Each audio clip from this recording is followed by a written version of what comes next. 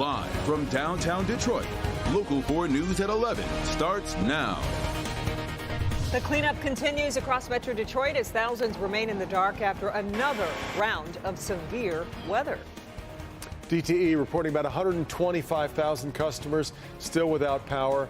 Got more than 800 crews in Metro Detroit right now trying to get the lights back on as quickly as possible.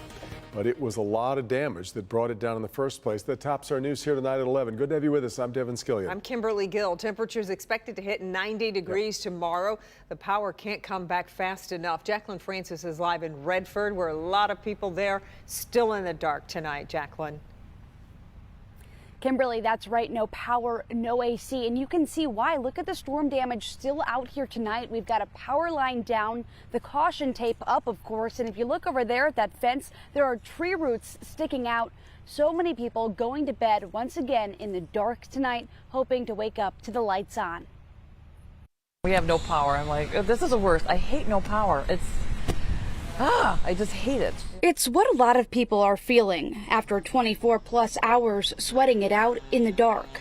Lynn and Dave Morozak live in Livonia. Oh yeah, I feel much better. Yeah. And came to the rec center for a cool down. So we came over to shower, to get refreshed. The city of Livonia is offering up the place as an emergency center.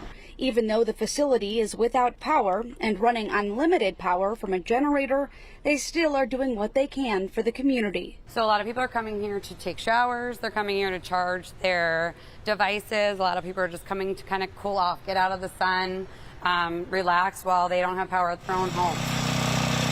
The buzz of generators can be heard throughout this Redford neighborhood.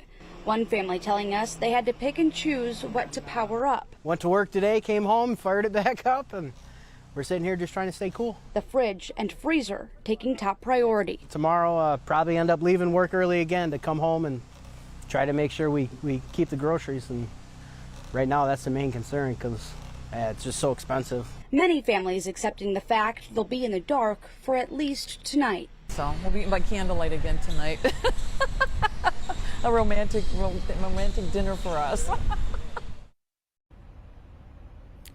DTE is already pushing back some of those restoration estimates. Today, I was told that my own power would come back on today, Thursday, and just before we came on the air, I got a text message alerting me that now they're saying it'll be tomorrow. So you can imagine a lot of other people in that same boat. And again, they said it could be as late as Saturday or Sunday until everyone has their power back on. We're live in Redford. Jacqueline Francis, Local 4. So many people sympathizing with you tonight, Jacqueline, and feeling the same way. I appreciate your report. All right, so let's turn to the weather.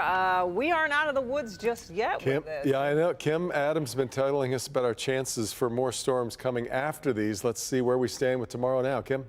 Well, it is definitely going to be the warmest day we've seen since July 5th, as our temperature will top 90 degrees. The last time we hit 90 was July 5th. We've only done it twice this summer.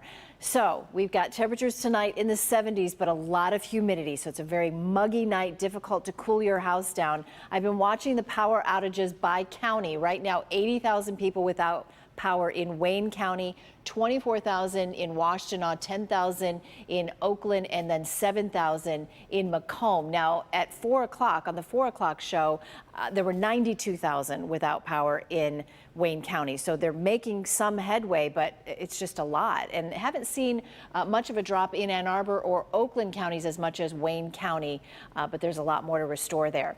All right, let's talk about our severe risk for tomorrow. Mainly in the late evening into the overnight hours, we're now up to a level 2. That's a slight risk of severe weather for the day tomorrow. Highs will top out in the low 90s, but factor in the humidity. It's going to feel like it is 96 degrees. But there is hope, and there's a cool down back to more normal temperatures. We'll talk about your 7-day forecast coming up. Okay, Kim, thank you. An excruciating day in an Oakland County courtroom. Parents of those killed at Oxford High School saw and heard in vivid details how the shooter planned his killing spree and how he wanted to see the suffering he caused. Mara McDonald live tonight with more here. Court resumes in the morning, all to determine whether the person responsible will ever be eligible for parole. Mara. Devin, that's right. And what these Oxford parents had to listen to in court today, it was just horrifying. They heard how the shooter in this case had planned it all, premeditated, all their pain, all their suffering, completely premeditated by a student who wanted to revel in it. To see it in black and white is jarring, the innermost thoughts of the Oxford shooter, where again, ready and the 9mm ready. Then I walk behind any girl, pretty in parentheses, and shoot them in the back of the head. I will then shoot anyone I see, aiming for the head, until I have to reload. And again. I would just hope their parents will feel with sadness and distraught. When I shoot up the school, I hope that every parent of kids I gratefully murder will be so sad that they kill themselves. I want all of America to see the darkness in me. I want to impact the world with this. He dreamt of what he did at Oxford High and planned for it. He had no intention of killing himself, according to his notes, and expected to spend the rest of his life in prison. Video of his rampage was played in the courtroom as the parents of those killed and injured looked on. And detectives like Timothy Willis told all about what they'd discovered. A teenager obsessed with animal torture who texted about the desire to hurt small children while his parents gave him access and training with firearms. Today was just the beginning, with more testimony scheduled for Friday. The final witness on Thursday, longtime Oxford teacher Molly Darnell, who was shot in the arm while barricaded in her office. She had just texted her husband to let him know there was an active shooter in the building when... That was about the time that I realized that I was bleeding. I could feel blood on my arm. Back here live, detectives testified that the shooter in this case had no intention of dying during this attack, that his MO was he was going to survive this. And they say that when officers came upon him, he calmly put his gun down, got on his knees, and put up his hands. We're live downtown tonight. I'm Mara McDonald, Local 4. Kind of testimony a lot of people thought would be avoided by a guilty plea, but it will go on. All right, Mara. New tonight at 11, Special Counsel Jack Smith is bringing additional charges against former President Trump in the Mar-a-Lago classified documents case. Along with the new charges, a third defendant has been named in the case against the former president. A maintenance worker has been charged with lying to the FBI about moving boxes with classified documents in them. Meanwhile, Donald Trump is now facing one additional count of willful retention of national defense information and 2 additional obstruction counts. The indictment alleges the worker was asked to delete security camera footage after the Justice Department issued a subpoena for that video. Survivors of Larry Nassar's sexual abuse are suing Michigan State University over access to documents and what they're calling secret decisions about the former MSU sports doctor. Attorney General Dana Nessel has said MSU's refusal to release around 6,000 documents forced her to end an investigation into why Nassar was allowed to get away with his behavior for so long. This suit accuses the current MSU Board of Trustees of violating the Open Meetings and Freedom of Information Acts by breaking recent promises to release the documents. The legal action does not seek money. It requests board communications from 11 specific days this past April and seeks to compel trustees to give depositions about the decision to withhold the documents. They pledged publicly that they're going to be transparent.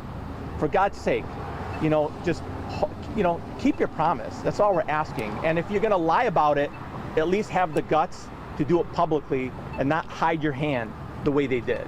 So many circumstances, I see friends and family wearing Michigan State sweatshirts or t-shirts, and I just can't help but feel pain because Michigan State has never done the right thing. MSU spokesperson today said the school does not comment on pending litigation and actually has not yet been served with the lawsuit. The Inkster man charged in the murder of a Detroit nurse is headed to trial. 36-year-old Jameer Miller faces first-degree murder in the death of 29-year-old Patrice Wilson. Prosecutors say Wilson was leaving work as a nurse at DMC Hospital when prosecutors say Miller attacked and later killed her. They say she was trying to end her relationship with Miller when it happened. He also faces carjacking, robbery, and gun charges.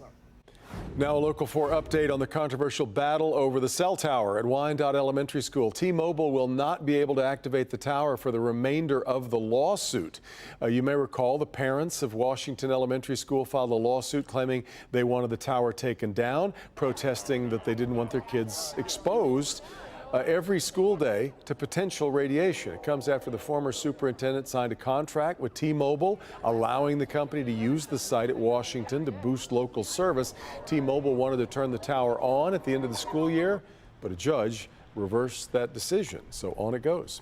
Could be the future of all grocery stores, perhaps. A big change made at a Kroger in Tennessee. We'll tell you about that. And experts are saying it's part of a disturbing pattern.